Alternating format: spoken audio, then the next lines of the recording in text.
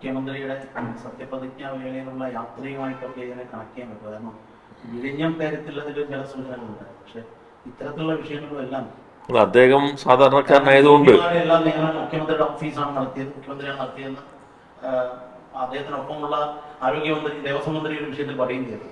അല്ല, അതിന്റെ നേരത്തെ പറഞ്ഞല്ലോ, ദേവസ്വത്തിന്റെ ലീഡർമാരുടെ നിയമനം അതെല്ലാം നമ്മൾ നേരത്തെ ചർച്ച ചെയ്തിട്ടുള്ളതാണ്. യഥാർത്ഥത്തിൽ കേരളത്തിന്റെ മുഖ്യമന്ത്രി സ്വയം ഇരുട്ടിൽ നിൽക്കാൻ പാടില്ല. ഞാനിപ്പോൾ അദ്ദേഹം സാധാരണക്കാരനായ ഒരാൾ ചാർട്ടർ ചെയ്ത് വിമാനത്തിൽ പോകുന്ന നാടായി കേരളം വികസിച്ചു എന്നുള്ളത് നമുക്ക് എല്ലാവർക്കും സന്തോഷിക്കേണ്ടായിരുന്നു തന്നെ. പക്ഷെ അദ്ദേഹം എങ്ങനെ വെളിച്ചത്തിലേക്ക് വരേണ്ടത് എന്താ? ഇത് ഇന്ന കാര്യത്തിന് വേണ്ടി പോയപ്പോൾ അത്യാവശ്യമായി ചെല്ലേണ്ടി വന്നു. കണക്ടിവിറ്റി, എയർ കണക്ടിവിറ്റി ഇപ്പോൾ കൊച്ചിയും മംഗലാപുരവും തമ്മിലില്ല, കുറവാണ്. കണ്ണൂർക്കും പഴയ പോലെ വിമാനങ്ങളില്ല. അതുകൊണ്ട് അടിയന്തരമായി ആവശ്യത്തിന് പോകേണ്ടി വന്നു. അപ്പം ഇന്ന വിമാനമാണ് എടുത്തത്. ആ വിമാനം ഇന്ന ആളാണ് ചാർട്ടർ ചെയ്ത വിമാനം അവൈലബിൾ ആക്കിയത്. അത്രയും പറഞ്ഞാൽ അദ്ദേഹം നക്ഷത്ര തിളക്കത്തോടുകൂടി നിൽക്കുമല്ലോ. ഇത് സോണിയാഗാന്ധിയുടെ അടുത്തേക്ക് ആരാണ് കൊണ്ടുപോയത് എന്ന ചോദ്യത്തിലൂടെ സോണിയാഗാന്ധിയെ ഇരുട്ടിൽ നിർത്തിയ പോലെ സ്വയം ഇരുട്ടിൽ എന്തിനാണ് വിളിക്കുന്നത്? ഇത് വ്യക്തിപരമായ കാര്യമല്ലല്ലോ. എന്തിനു പോയി എന്നുള്ളത് അദ്ദേഹം വിശദീകരിക്കട്ടെ. പക്ഷെ നേരത്തെ വാടകയ്ക്കെടുത്ത ഹെലികോപ്റ്റർ നിങ്ങൾക്ക് അറിയാലോ, അതിനെക്കുറിച്ച് എന്തെല്ലാം അധിക്ഷേപമായിരുന്നു. ഇപ്പൊ അതിലാണ്ടോ അങ്ങോട്ട് പോയത്. ആ പറഞ്ഞ ആളാണ് ചാർട്ടർ ചെയ്ത് വിമാനത്തിൽ പോയി. ആരാണ് അത് സൗകര്യം ചെയ്തത് എന്നുള്ളത് പറയാൻ തയ്യാറായില്ല എന്നുള്ളതാണ് കാണേണ്ടത്.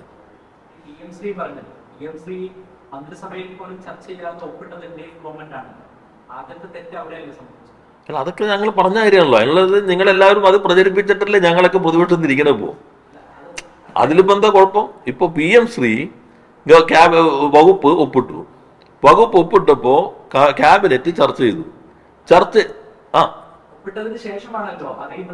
അല്ല, ഒപ്പിട്ടപ്പോ ക്യാബിനറ്റ് ചർച്ച ചെയ്തിട്ട് ക്യാപ്റ്റൻ അബേൻസ് തീരുമാനിച്ചു. ഒരു ഇഞ്ച് മുന്നോട്ട് പോകേണ്ടതില്ല എന്ന് തീരുമാനിച്ചു. അതിന്റെ അടിസ്ഥാനത്തിൽ ഒരു കമ്മിറ്റിയെ നിയോഗിച്ചു. ഇത് നമ്മൾ കേന്ദ്ര സർക്കാരിനെ അറിയിച്ചു. പിന്നെ നിങ്ങൾ മാധ്യമപ്രവർത്തകർക്ക് അറിയാലോ, അതിന്റെ നടപടിക്രമങ്ങൾ സംബന്ധിച്ച് ഒരു ചെറിയ ഇഞ്ചല്ല മില്ലിമീറ്റർ പോലും LDF ഗവൺമെന്റ് പോയില്ലേ. മറ്റേ നിങ്ങൾ അധിക്ഷേപിച്ചോ, അത് ഒപ്പിട്ടല്ലോ, അതിന്റെ തുടക്കം അവിടെ ഉണ്ടല്ലോ. പക്ഷെ MOU ആണ്.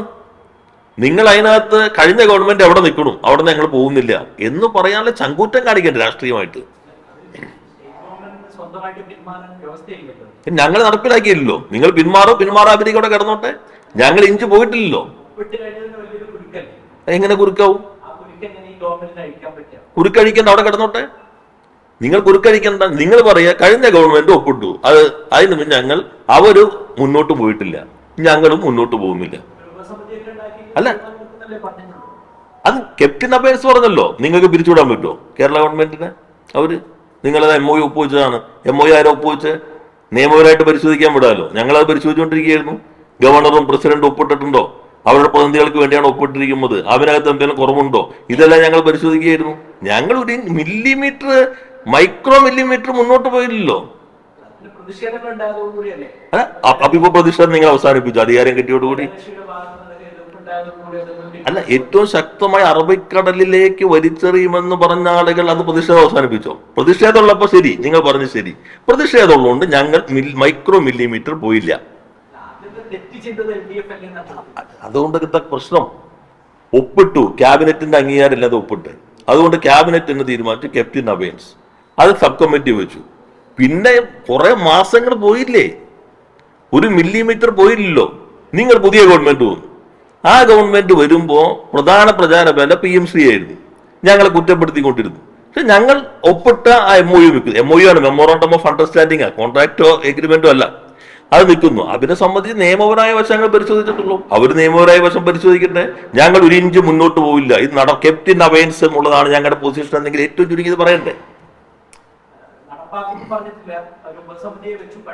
അല്ല, ഉപസമിതിയെ വയ്ക്കുമ്പോഴും ഇപ്പൊ നിൽക്കുന്ന പൊസിഷനിൽ നിന്നിട്ടാണെന്ന് പറയാനുള്ള ഏറ്റവും ചുരുങ്ങിയ മര്യാദ കാണിക്കട്ടെ. ക്യാപ്റ്റൻ അബേൻസ് ആണ് അവർ നിൽക്കുന്നത്, ഞങ്ങൾ അവിടെ നിൽക്കുന്നു. എന്നാൽ അവരെക്കാൾ ശക്തമായി നിയമത്തിന്റെ എല്ലാ വശവും നോക്കിയിട്ട് ഇതിൽ നിന്ന് പിൻവാങ്ങാനുള്ള സാധ്യതയുണ്ടോ എന്ന് ഞങ്ങൾ പരിശോധിക്കും എന്ന് പറയണ്ടേ? അങ്ങനെ പറഞ്ഞിട്ടുണ്ടോ? സമിതിയെ വെച്ചത് പിൻവാങ്ങാനോ മുന്നോട്ട് പോകാനോ? എന്താ അദ്ദേഹം പറഞ്ഞത്? മുഖ്യമന്ത്രിയുടെ പത്രസമ്മേളനം നോക്കൂ, നിങ്ങൾ ഫയലെടുത്തു. ഫോൺ വിദ്യാഭ്യാസ മന്ത്രി മുഖ്യമന്ത്രി എല്ലാം പറഞ്ഞത് എന്താ? സ്കൂൾ ഞങ്ങൾ തിരഞ്ഞെടുക്കും. കോഴിക്കോട് നടപ്പിലാക്കുമ്പോൾ കൊയിലാണ്ടി നടപ്പിലാക്കിയാലും വടകര നടപ്പിലാക്കിയാലും എന്ത് വ്യത്യാസം?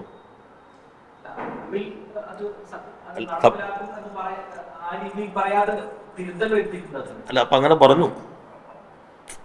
പറഞ്ഞു. ഉപസമിതി പിന്നെ കരിക്കുലം ഞങ്ങൾ നിശ്ചയിക്കും. ഞാനിപ്പോ ഫയർ എടുക്കണം. എവിടെ വ്യക്തമായി? ഞങ്ങൾ അതിലെ പരിശോധിച്ചുകൊണ്ടിരും. പിന്നെ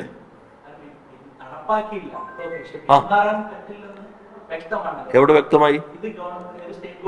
അല്ല, നിങ്ങൾ ഒപ്പിട്ട വ്യവസ്ഥയുണ്ടെങ്കിൽ ഒപ്പിട്ട് തന്നെ വാലിഡിറ്റി ഉണ്ടോന്ന്. ഞാൻ നിയമമന്ത്രിയായിരുന്നല്ലോ. ഞാൻ ആ കമ്മിറ്റി ഞങ്ങളെ പരിശോധിച്ചുകൊണ്ടിരുന്നത് ഒപ്പിട്ടതിൽ തന്നെ വാലിഡിറ്റി ഉണ്ടോ, കോൺസ്റ്റിറ്റ്യൂഷൻ വാലിഡിറ്റി ഉണ്ടോ, ലീഗലി വാലിഡ് ആണോ, ഇതാ ഞങ്ങൾ പരിശോധിച്ചുകൊണ്ടിരുന്നത്. നിങ്ങൾ എന്താ ചെയ്യുന്നത്? ഏത് സ്കൂൾ തിരഞ്ഞെടുക്കണം, ഏത് കരിക്കുലം തിരഞ്ഞെടുക്കണം എന്നാണ്. അപ്പൊ അറബിക്കാരിൽ പറ്റിപ്പോയോ? പ്രാഥമികമായിട്ട് യുക്തിയോട് ചിന്തിക്കണ്ടേ? ആ ഒരു ഉദ്യോഗസ്ഥൻ ഒപ്പിട്ടു, ആ വകുപ്പ് ഒപ്പിട്ടു, ക്യാബിനറ്റ് തീരുമാനിച്ചു, ക്യാപ്റ്റൻ അബേൻസ്. ഞങ്ങൾ നോക്കി 1 മില്ലിമീറ്റർ, ഞാൻ പറഞ്ഞു മൈക്രോ മില്ലിമീറ്റർ മുന്നോട്ട് പോയില്ല. ഇതിന്ന് മാറാനുണ്ടോ അത് നോക്കാം. ഇനി മാറിയില്ലെങ്കിൽ നമ്മൾ എന്താ ഗവൺമെന്റിനെ പിരിച്ചുവിടുമോ? ഇപ്പൊ നിങ്ങളിത് മാറിയില്ല, ഗവൺമെന്റിനെ പിരിച്ചുവിടുമോ? അല്ല, അത് നോക്കാമല്ലോ, നിയമപരമായിട്ട് നോക്കാലോ. ആർക്ക് വേണ്ടി ഒപ്പിട്ടു, ആ ഒപ്പിടാനുള്ള അതോറിറ്റി അവിടെ നിന്ന് നോക്കാമല്ലോ. നിങ്ങൾ അതിന് പകരം എന്ത് ചെയ്തു? നിങ്ങൾ മറ്റേ ഈ ഗവൺമെന്റ് ചെയ്യുക എന്താ? ഇത് ഏത് സ്കൂൾ വേണം, ഏത് കരിക്കുലം, കരിക്കുലൊക്കെ അതിനകത്ത് ഉണ്ടല്ലോ, ഏത് പറ്റും, ഇത് ഞങ്ങൾ പരിശോധിക്കും. ഇതല്ലേ ഉപസമിതി.